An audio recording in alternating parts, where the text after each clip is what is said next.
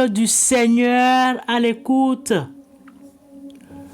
recevez nos salutations fraternelles. Accueillons ce moment de méditation en présence de notre Dieu. Que nos esprits soient apaisés et réceptifs à ce que l'Esprit Saint veut nous enseigner aujourd'hui. Amen.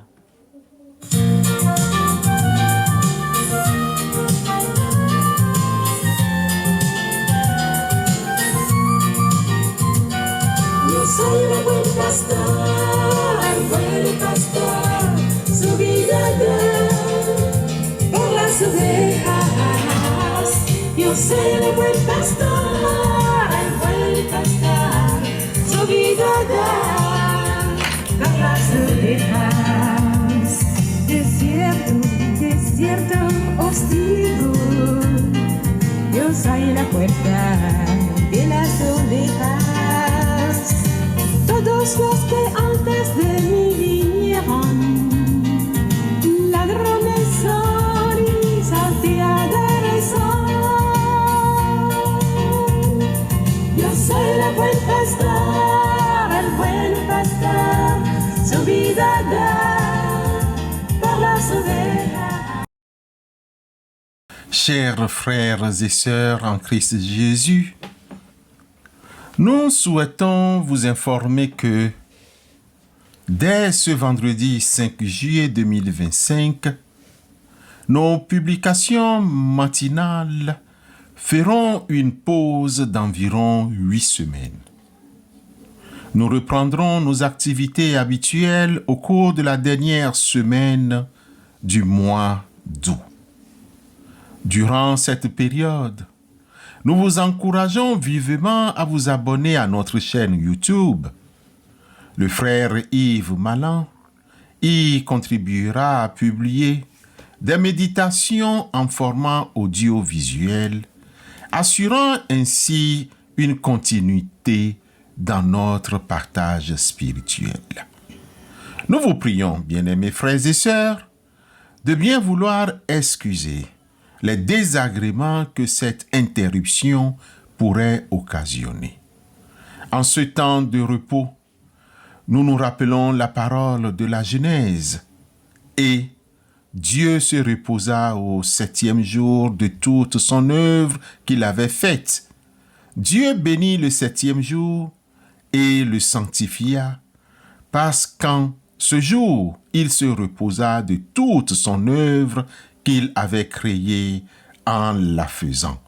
Genèse chapitre 2, versets 2 et 3. Avec nos sincères remerciements, à très bientôt.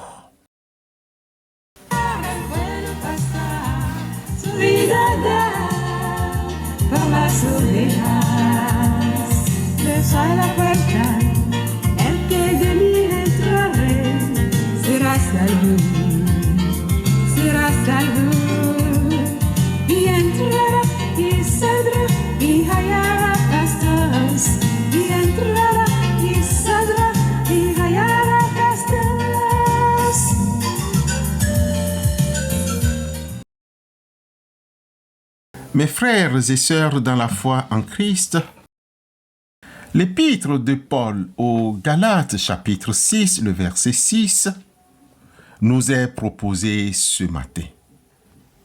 Paul défend la liberté en Christ et une vie guidée par l'Esprit Saint, non par les œuvres de la foi. Après avoir insisté sur l'importance de vivre selon l'Esprit Saint, dans sa lettre aux Galates chapitre 5, et d'exercer l'amour fraternel, porter les fardeaux les uns les autres en Galates 6, versets 1 à 5, Galates 6, 1 à 5, Paul l'apôtre aborde une instruction pratique au verset 6. Que celui à qui l'on enseigne la parole fasse part de tous ses biens à celui qui l'enseigne. Galates 6, 6. Pourquoi cette instruction? Ce verset n'est pas une simple digression, mais une directive essentielle découlant de la vie chrétienne en communauté et de la responsabilité mutuelle. Prenons, frères et sœurs, 4 raisons parmi tant d'autres. La première raison est le soutien au ministère. L'enseignement de la parole de Dieu demande du temps, de l'énergie, de la sanctification et de la prière. Pour que ceux qui s'y dédient puissent le faire pleinement sans souci matériel, il est juste que la communauté les soutienne. Il est juste que les sœurs, les frères dans la foi en Christ Jésus les soutiennent. C'est le principe de la digne récompense pour leur travail, comme Paul le détaille ailleurs, plus précisément dans sa première lettre aux Corinthiens chapitre 9, versets 7 à 14. Nous y reviendrons un autre jour. La deuxième raison est le principe de semer et moissonner. Immédiatement après, Paul déclare « Ne vous y trompez pas. On ne se moque pas de Dieu. Ce qu'un homme aurait semé, il le moissonnera aussi. » Galates 6, verset 7. Soutenir les enseignants, ceux et celles qui enseignent la parole de Dieu, c'est semer dans le domaine spirituel, contribuant ainsi à la croissance de l'Église, la sanctification et l'édification du chrétien, puis à la diffusion de l'Évangile. L'évangélisation nécessite toutes sortes de moyens. Troisième raison est la gratitude et la reconnaissance. Partager ses ressources est une manière tangible d'exprimer sa gratitude pour le bénéfice spirituel reçu. C'est reconnaître que la valeur de l'instruction divine et le travail de ceux qui la dispensent, tout en pratiquant la gratitude et la reconnaissance, nous démontrons la bonté constante de Dieu et ses bienfaits incessants. Alors la dernière raison et la quatrième, c'est l'application de la loi du Christ. C'est une manifestation concrète de l'amour et du soutien mutuel au sein de la communauté chrétienne, accomplissant ainsi la loi du Christ qui est d'aimer son prochain. Bien-aimés frères et sœurs, que retenir dans cette lettre de Paul aux Galates chapitre 6, verset 6? Nous pouvons dire que c'est une exhortation pratique pour les croyants à soutenir activement et matériellement ceux et celles qui les nourrissent spirituellement, reconnaissant la valeur de leur œuvre et contribuant à l'édification de l'Église. Ma sœur, mon frère, celui qui sème pour sa chair moissonnera de la chair la corruption. Mais celui qui sème pour l'esprit moissonnera de l'esprit la vie éternelle. Ne nous lassons pas de faire le bien, car nous moissonnerons au temps convenable si nous ne nous lâchons pas. Ainsi donc, pendant que nous en avons l'occasion, pratiquons le bien envers tous et surtout envers les frères en la foi. Galates 6, versets 8 à 10. Amen.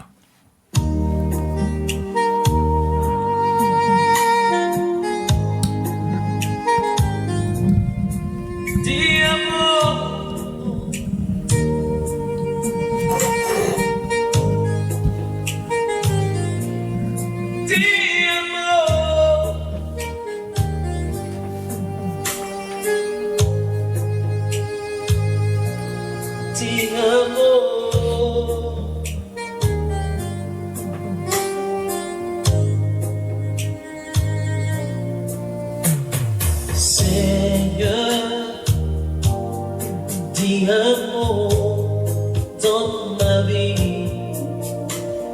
Seigneur, dis un mot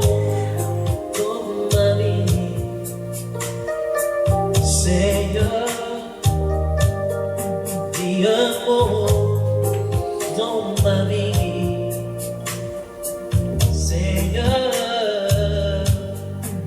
dis un mot dans ma vie.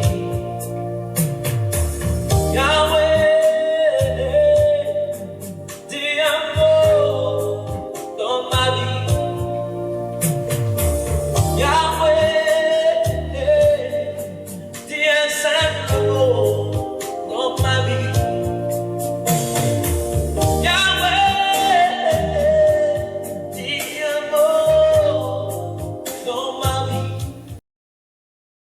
Éternel notre Père qui est aux cieux, nous nous approchons de toi pour ta bonté infinie, ta fidélité inébranlable et ton amour qui ne tarit jamais. Nous te remercions pour toutes les bénédictions que tu déverses sur nos vies chaque jour. Nous te prions pour l'évangélisation à travers le monde. Que ton Esprit Saint touche les cœurs et les esprits afin que de nombreuses âmes entendent et reçoivent la bonne nouvelle de ton salut. Inspire et équipe tes serviteurs pour qu'ils annoncent l'Évangile avec audace, clarté et puissance et que ta parole transforme des vies partout sur la terre. Nous intercédons pour les croyants afin qu'ils soient animés d'un esprit de générosité. Bénis-les, éclaire-les pour qu'ils reconnaissent la valeur de ceux et celles qui les nourrissent spirituellement. Encourage-les à soutenir activement le ministère. Nous portons devant toi, Seigneur, ce frère et sœur qui traversent une maladie grave. Apporte leur consolation, paix et force au milieu de leur souffrance.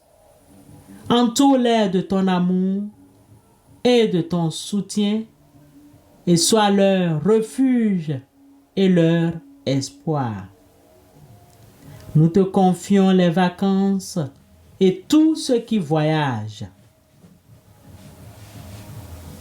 Garde-les en sécurité sur les routes, dans les airs et sur les mers. Protège-les de tout danger et permets-les de se ressourcer pleinement. Nous prions aussi pour ceux qui restent chez eux, qu'ils trouvent paix et repos et que ces moments soient l'occasion de se rapprocher de toi. Nous élevons nos voix pour les peuples en marche vers la liberté, partout où l'oppression sévit, où la justice est bafouée et où l'espoir est fragile. Nous te prions d'intervenir. Soutiens ceux qui luttent pacifiquement pour leurs droits. Brise les chaînes de l'injustice et établis ta paix et ta liberté sur toutes les nations. Nous nous approchons de toi avec des cœurs lourds et des larmes dans les yeux pour notre chère sœur qui a perdu son époux dans des conditions si incompréhensibles. Seigneur, tu connais la profondeur de sa peine, le choc de cette perte inattendue et les questions sans réponse qui l'assaillent. Nous te prions de l'entourer de ta paix qui surpasse toute intelligence. Que ton Esprit Saint la console dans ce moment d'immense douleur. Apaise son cœur brisé. Essuie ses larmes et remplis le vide laissé par l'absence de son mari. Nous te présentons toutes ces requêtes avec foi au nom de Jésus-Christ, notre Seigneur. Amen. Que